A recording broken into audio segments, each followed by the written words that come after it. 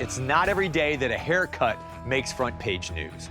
But on a March morning in 1958, a barber's floor was about to be covered in gold. So it's March 25th, 1958, and one of the inductees at Fort Chaffee, Arkansas, is getting his mandatory haircut. Now, the barber clips off these big, beautiful, bushy chunks of black hair, and normally that would just all go in the trash, but not today. As clumps of jet black hair are cut off and fall to the floor, they're swept up and put into plastic bags. It's been styled with hairspray, gel, and 3 kinds of hair wax. The barbershop is buzzing. All the press is here. You got cameras, you got TV. They all want to see the most famous haircut since Samson, because this beautiful black hair belongs to Elvis Presley.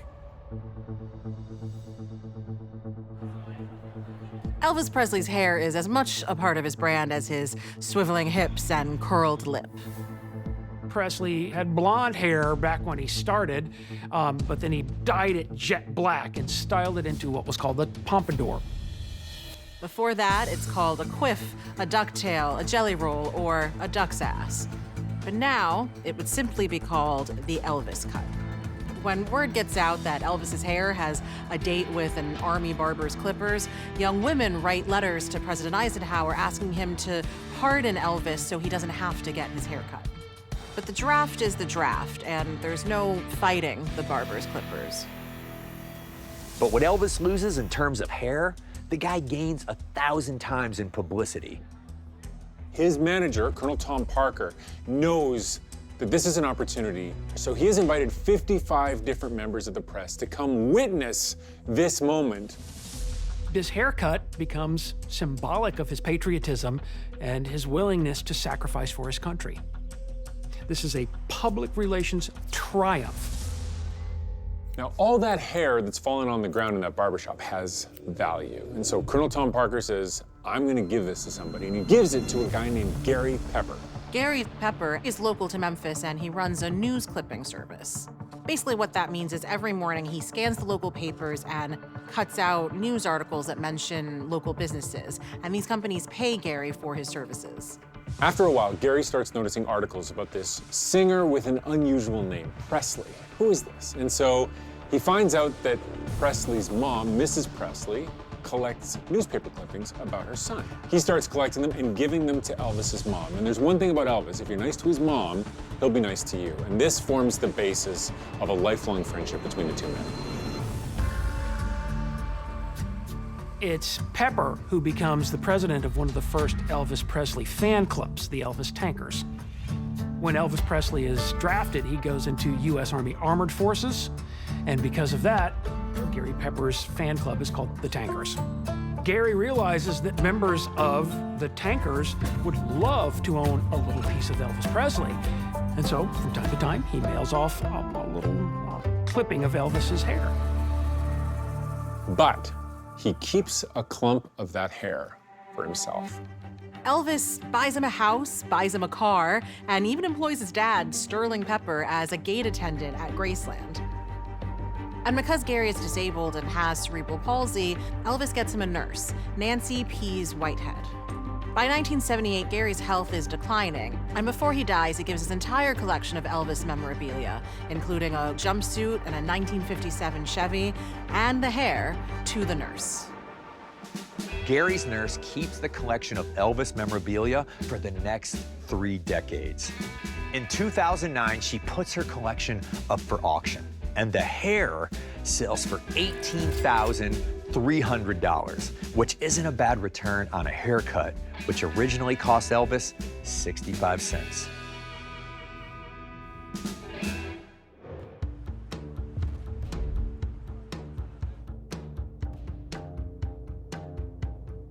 Bob Mackey is fresh out of school. He's a rookie sketch artist and fashion designer, and he has got his first assignment in Hollywood.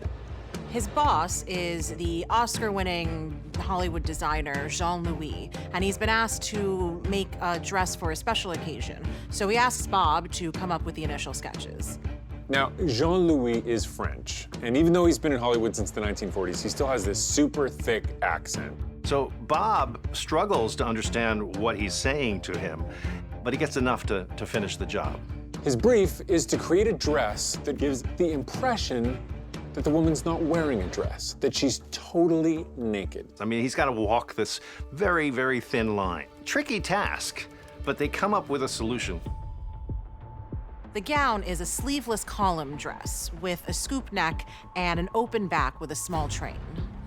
It's skin-colored with no underlining, so it gives the impression of being see-through, but it's covered in swirls of rhinestones and crystals sewn into it to protect modesty. Lots and lots of shiny rhinestones to sort of distract the eye. They'll sort of wrap around the dress, covering up the naughty bits. The result is a dress that takes center stage at perhaps the most famous and maybe even notorious birthday party ever held.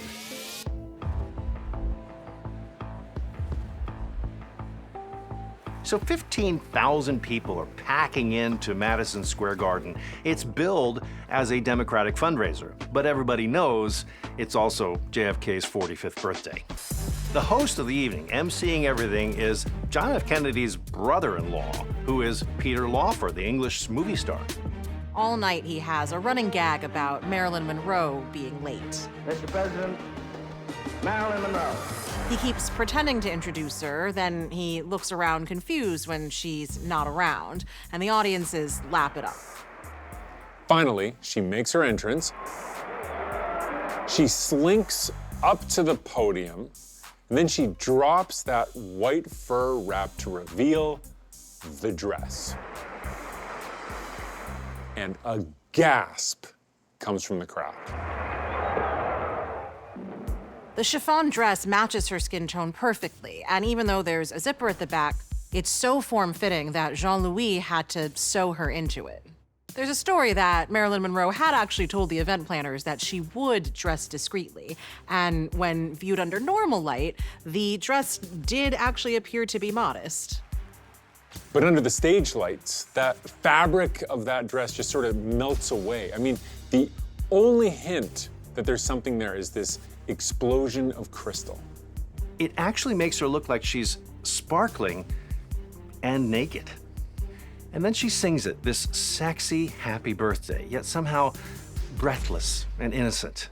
Happy birthday to you.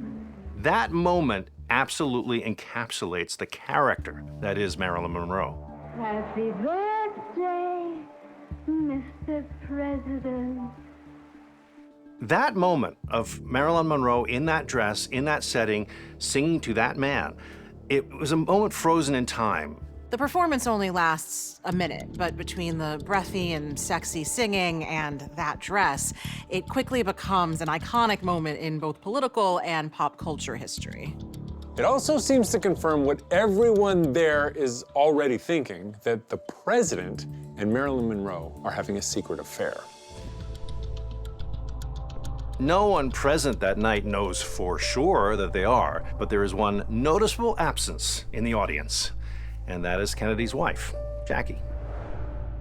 Rumors about Kennedy's roving eye have been swirling for years, and lately, all the gossip has been focused on the exact nature of Marilyn Monroe's relationship with the president.